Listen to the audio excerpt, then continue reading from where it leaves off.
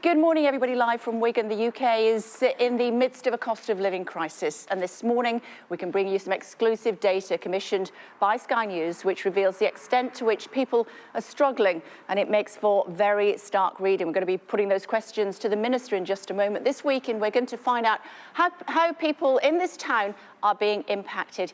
Here at my old primary school at Beach Hill, it's been rebuilt since I was here 50 years ago, let me tell you, nearly half of the kids are on free school meals. Over 2,000 people we surveyed across Britain, more than 4 in 5, 84%, say they are concerned by the rising cost of living over the next 6 months. 65% of people have switched off their heating to lower their bills, we're told. 27% say they have skipped meals as they can't afford to eat. And more than half, that's 52%, are socialising less. 44% of people are also driving less than they did before, with 31% working from home more to save cash. Almost a third are cutting back on TV and streaming to reduce costs, and 1 in 5 people, 19%, have even borrowed money to make ends meet. Well, the Northern Ireland Secretary Brandon Lewis is with us now. Mr. Lewis, thank you for joining us on the programme this morning. Thank you very much indeed. Let's start with our exclusive polling, should we? 76% of all voters, 71%, 7 out of 10 Tory voters do not think that this government is doing enough to help them in these incredibly challenging times with the cost of living. Your thoughts on that this morning, Secretary of State? Well, one of the things I see as a constituency MP, as members of Parliament across the country will see, is some of the challenges that our constituents are facing. And we all have energy prices that we deal with, whether it's heating our own homes and talking to our constituents about the challenges they face. So I absolutely recognise that challenge that people are seeing out there. I have to say it's why the Chancellor and the Prime Minister put in place that big package just a few weeks ago, in reality, about £22 billion package, some of which has already come into place with the changes that came through in April. We've also got more changes coming through, that threshold change for national insurance that's going to make people better off, that comes through in July, as well as the further support for energy later this year. But as the Chancellor said, we do recognise this is a challenge, and that's why he keeps these things under review, so that we can look at what can we do and do as much as we can, as I think we've shown through COVID as a government we're prepared to do, to help people where the government can, recognising that this is a really big global challenge that we are seeing around the world at the moment. We're hearing from Action for Children. They're telling us that at least one child that they know of, I'm sure there are others, had chilblains. So the house couldn't be heated enough. He couldn't go to school because this kid had chilblains. Well, look, nobody wants to hear that kind of challenge. We all want to ensure that people can look after themselves, their families, children and other members of their family, and indeed our wider communities. And as I say, that's why we've put in place this package of reforms we've got, including the reduction in fuel duty. One of the challenges actually with the issues we're facing in Northern Ireland is not everything the Chancellor did could be transferred to support people in Northern Ireland due to the protocol. But we want to do what we can to support people. But there is a global pressure on energy prices. We've seen that. We understand that. But as a government, we will continue to look at what we can do. And the Chancellor does keep these things under review. But as I say, there is a £22 billion package of support already in place, some of which comes further into support for people in July this year. And what do you say to people who say this party, this government is just completely out of touch? We interviewed one of your colleagues yesterday from the Home Office. 2 million people have viewed her comments online so far, when she told me yesterday morning that people should either work longer hours or get a better job. That is not to understand the challenges that some people in Britain face this morning. Well, as I say, I think we do recognise those challenges, not just as a government, but all of us as constituency MPs and people with friends and family who we talk to all the time and understand what those challenges are. I think the point that Rachel, to be fair, if you look at the wider interview and what Rachel's outlined, is that as a government, we are looking to develop an economy that allows better paid jobs, more productivity. We're seeing more people in work, even than we saw before COVID. But I absolutely understand and accept that doesn't move away from the challenges that people are facing today, the challenges we're seeing globally. We're not the only country country in the world dealing with this issue. And that's something the Chancellor, as I say, does keep under review. And we have put in place a substantial package of support, £22 billion worth. And I would say if you look at our track record through the challenging times we had through COVID, where we put that huge amount of support in, whether it was the furlough scheme and support for businesses, among other things, I think we have got a good track record of doing everything we can to soften some of these challenges that people face. And I know the Prime Minister is determined to continue to look at these things with the Chancellor to do everything we can. How can somebody who's working for the NHS, where we all went outside to applaud for them because of the incredible work that they were doing during the pandemic, how can we ask them to work even longer hours, which is what the Minister was suggesting yesterday? Well, as I say, I think if you look at the wider interview and the whole of what she was outlining yesterday, what Rachel was outlining was this work that we are doing through big investments and support for people making development to ensure that we get a higher productivity economy, more jobs available. We have got more people in work than we had even before COVID. So there's more opportunity for people out there. That's part of ensuring we put more money in people's pockets, as well as this huge package of support that the Chancellor has put in place. But that doesn't shy away from the challenges people see around the world, and we understand that. Not my question, Minister. My question is, how can people who are already working their fingers to the bone for the NHS to keep us as healthy as we possibly can be and to look after us when we're sick, how can we ask them to work even more hours, which is exactly what the Minister said yesterday? Well, look, as I say, I think, to be fair, I think what Rachel was outlining was a wider issue across the economy for people, not a particular area. And look, what we are doing for people who are in work... People should work more hours, Minister. Yes, but she's talking across the whole economy. Yes, but she's talking across the whole economy and us making available for people those opportunities. Obviously, you're quite right, Kay. In some industries and in some sectors, people will already be working very long hours but for the jobs that they do, whether it's in the public sector or elsewhere.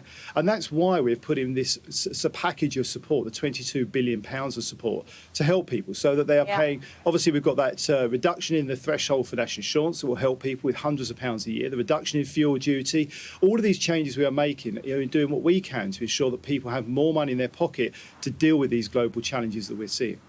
Well, it's not working, Minister. It's not working. Are the poor just not working hard enough? Is that what we're telling them? No, it's not what I'm saying at all. In fact, if you look at what I've just said, it's quite the opposite. We absolutely recognise how hard people are working across the economy, with more people in work than we had before COVID. That's why the Chancellor's put in place a £22 billion package of support to help individuals. We're also putting in support through that system that I've outlined already to help companies develop more jobs for those who want them and those who need them.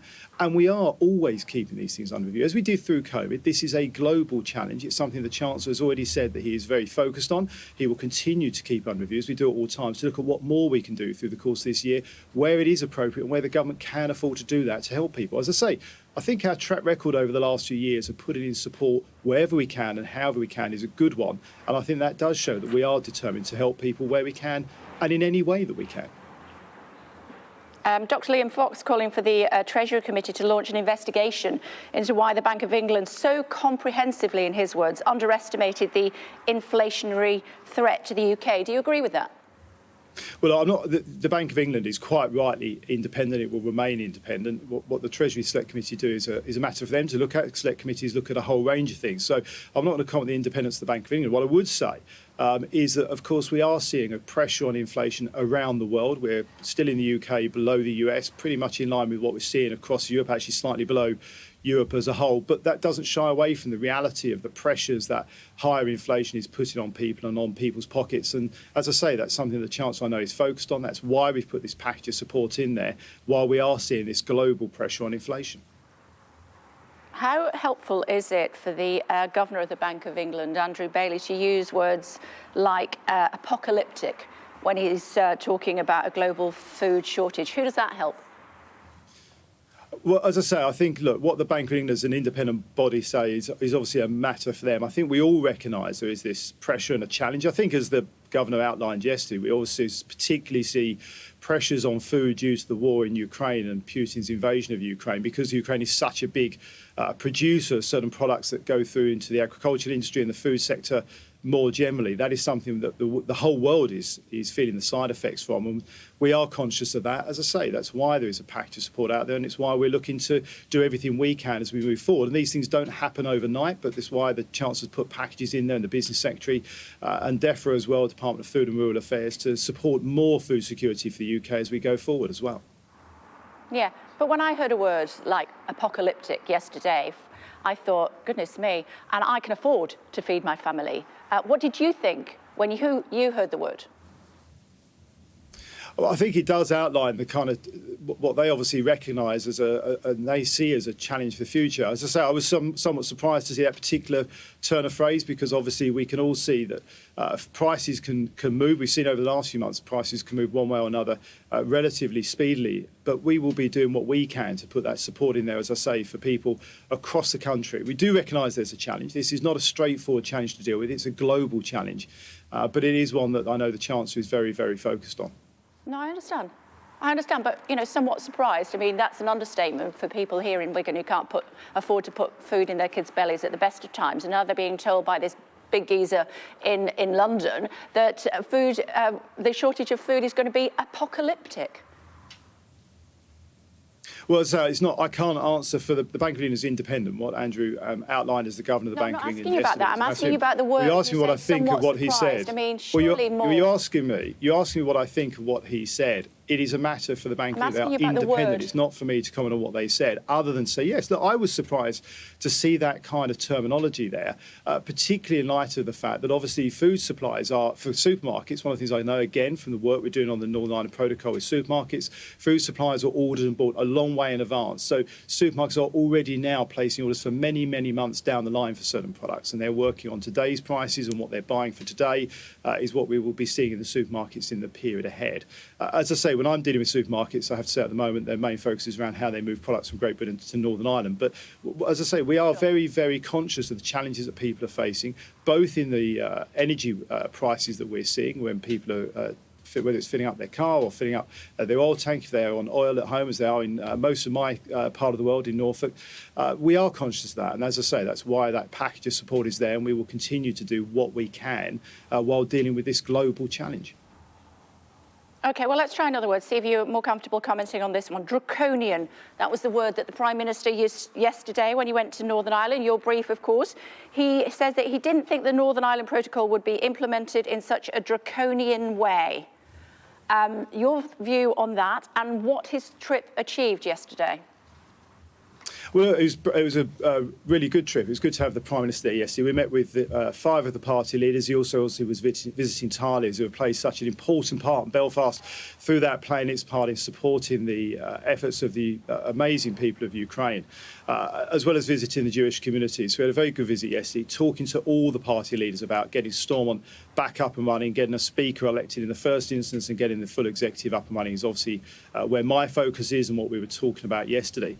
The Prime Minister's absolutely right in what he outlined around the EU, the implementation that they're using and that they want to see. And let's remember what the EU is arguing for at the moment is to have more restrictions than we even have today in Northern Ireland with the protocol. That just doesn't work. It doesn't work for business. It doesn't work for anybody in Northern Ireland. And one thing that all of the party leaders were unanimous about yesterday is that the protocol needs to be fixed, and there are problems with the protocol. And we are determined to do what we need to do that, preferably by agreement with the European Union. Just to clarify, have you pulled back from introducing legislation to override the protocol? We're hearing the latest from Liz Truss saying that it'll happen in the summer. We've always said that we hold nothing off the table. We keep everything on the table to make sure that we can do what we need to do to ensure that people in Northern Ireland can have the same rights and access to goods as anybody else anywhere in the United Kingdom. At the moment, the EU are requiring these checks to be put onto goods that are not going into the EU. We absolutely respect and always will the need for checks for products that are moving into the EU, but they're doing it for products at the moment, and they want to go further with products that are not moving into the EU. That just doesn't work. It's not acceptable. We have challenges already. We've obviously got challenges with getting Stormont up and running around the protocol with the unionist community, all the unionist leaders having issues with the protocol, and all leaders of all parties wanting parts of the protocol resolved and fixed. So that's something that they're unanimous about. So we take nothing off the table. We would like to get an agreement with the EU, but the Foreign Secretary will be setting out later today further details around the next steps for us. Is that a yes? Well, it's a yes in that we take nothing off the table. And as I say, we've got a cabinet meeting in just an hour or so, a couple of hours' time, and the Foreign Secretary will be setting out our next steps on how we deal with these issues for the people of Northern Ireland and the wider UK, because there's over 200 businesses in Great Britain now not supplying Northern Ireland due to the protocols. This is something that affects everybody, and we want to make sure we resolve that. And the Foreign Secretary will be setting out, as I say, following the cabinet discussion today, those details later today. But that's not going to happen this week, because we were led to believe last week that this week that parts of the protocol were going to be, I was going to say got rid of, I was going to say ripped up, you probably used that, said that was evocative language, but the protocol was likely to be changed this week. That's what all the mood music was suggesting.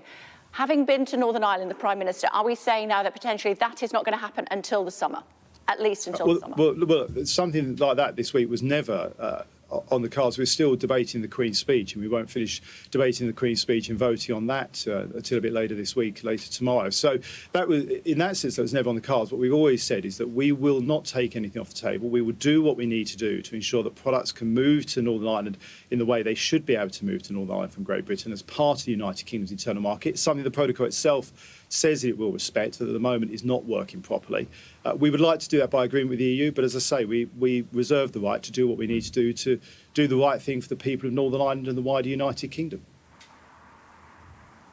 Before I let you go, Secretary of State, a thought for the good people of Wigan this morning and this school where I was first educated 50 years ago. This is where you say I don't look this old.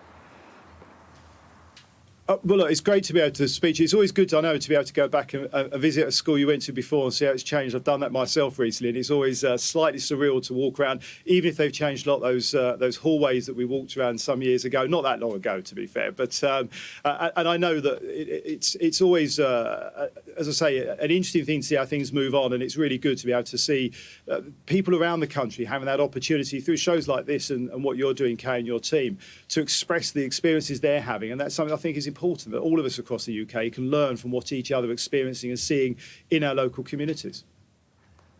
OK, it's great to talk to you. Thanks very much indeed for joining us, Secretary of State. Always a pleasure. Thank you.